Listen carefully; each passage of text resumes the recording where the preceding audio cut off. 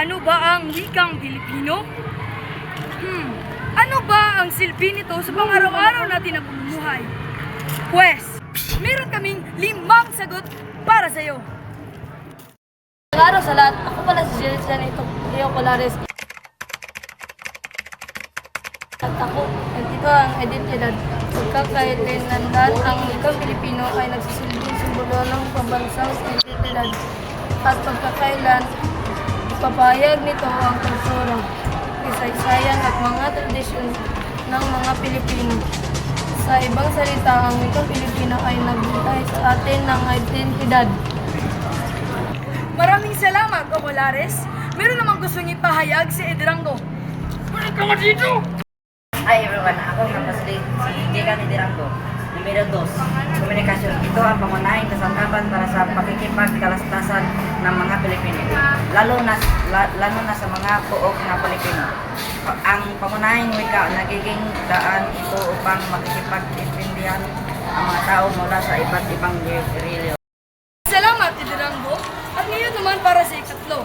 Ang ikatlo ay parang pariho-pariho lang sa ikadlawa. Numero 3, pagkakaisa. Inuugnay tayo lahat ng wikang Pilipino. Bilang isa, ito ay nagbibigay daan sa atin na namalayang ibahagi ang ating mga iniisip at ideya na nagpapaunlad sa ating higit pa sa ating mga layunin. Maraming salamat, Karinyosa. At ngayon naman para sa ika-4 na dahilan. Uy!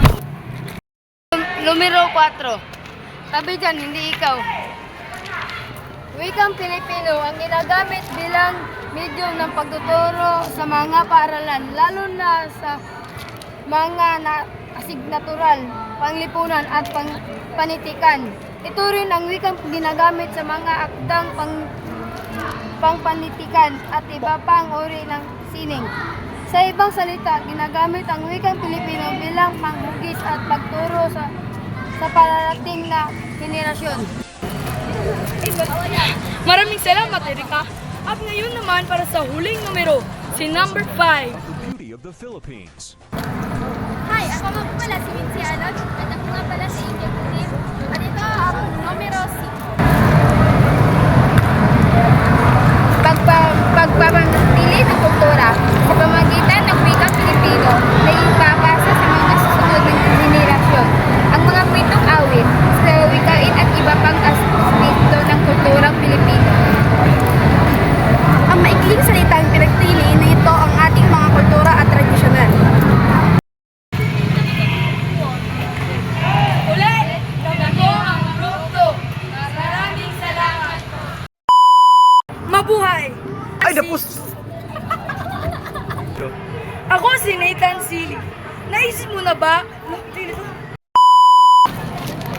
Asa mo tuyo ka? Asa mo tuyo ka? Ay, magtuyok pa lugar ko. Sa ika-4 na dahilan. Uy!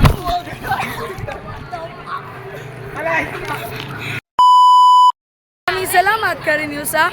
At ngayon naman para sa ika-4 na dahilan. Ayun na, tayo. Ay! Kita! Ano ba, ano? Ano ba, murag itagak bitang murag magtuyok-tuyok ba? Ay, slow motion, murag tuyok ba? Ano? Ay, pwede ka ba na?